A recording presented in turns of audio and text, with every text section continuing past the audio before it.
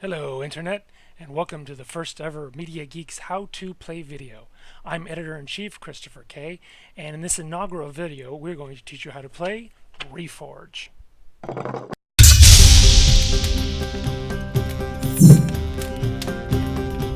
Ready to forge! In Reforge, players craft and fight to the death, build a powerful sword, put up shields for defense, use gadgets to turn the tides. Last one standing wins in this crazy battle royale card game. But how do you play? Let's get into that. Each player lays their cards into the play area known as the forge. Blades are placed in the center, grips beneath the blade, guards to the sides, shields and gear above. A player's forge level die starting at 4 is placed in plain sight, as is their health tracker, the D20 starting at 20, for all players to see. As play progresses, players will reforge to achieve higher level forge level die 6, 8, 10, and 12. Cards are drawn from the draw pile, called the armory, and discarded into the salvage. To start, each player places the adventure blade and a basic wooden grip into their forge. The armory is shuffled, and each player is dealt 6 cards.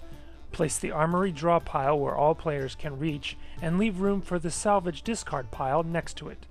Determine who goes first any way you'd like. We like rolling a die, and begin play.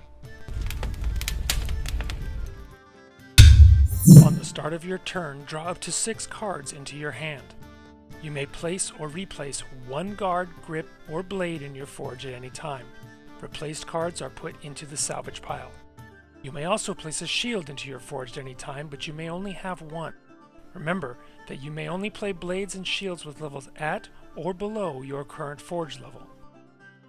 Play as many gadget cards from your hand during your turn as you'd like at any time. You may recycle at any time by discarding 2 cards from your hand and draw 1 from the armory. At any time during your turn, if you meet the requirements, you may reforge. More on that in a moment.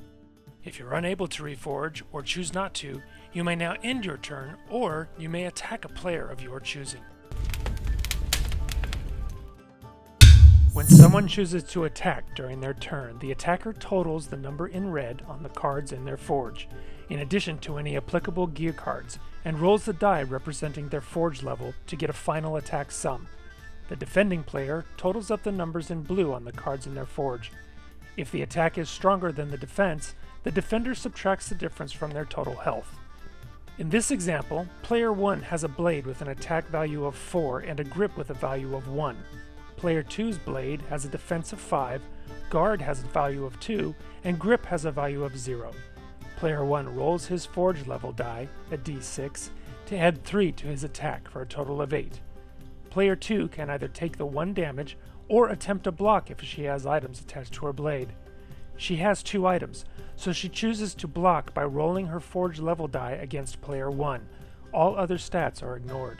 She failed and must not only take the 1 damage of the original attack, but must also discard either a guard or a grip of her choice from her forge. This ends player 1's turn. On player 2's turn, she plays a new guard from her hand and chooses to attack. Player 1 has a shield in his forge. The shield has a stability rating in yellow, in this case a 4. Player 2's attack level is a 3, so she rolls her forge level die and adds 2 to her attack, destroying the shield and sending it to the salvage. Even though the shield is gone, it has protected player 1 from all damage regardless of the defense numbers in his forge. Once a player has completed their sword with a blade, a grip, and 2 guards, they may choose to reforge to increase their forge level and the level of blades and shields they're able to use. To reforge, discard all attachments to your blade and swap out your forge level die for the next strongest. Here we are reforging from forge level 4 to forge level 6. You may now choose to put down a new blade at or below your new level. This does not count as placing or replacing an item during your normal turn. Reforging ends the player's turn. Players who choose to reforge may not attack this turn. Play continues around the table until only one player remains. If you take an opponent's health to 0, you get all the cards in their hand and their forge, eliminating them from the game. There are a few special gear cards, like the trip mine, that introduce a few additional rules, so consult your owner's manual for details. Also, stop by secretbossgames.com for tournament and house rules if you're looking for some variety. And that's it. We hope you enjoyed this first ever how-to play from Media Geeks. Questions, comments, or concerns, leave them down below. Like and subscribe to help us keep these going. This video wasn't sponsored by Secret Boss Games, but I want to send a special thank you to creators Steven Royka and Sam Donez providing the card art to use in our video. Happy forging!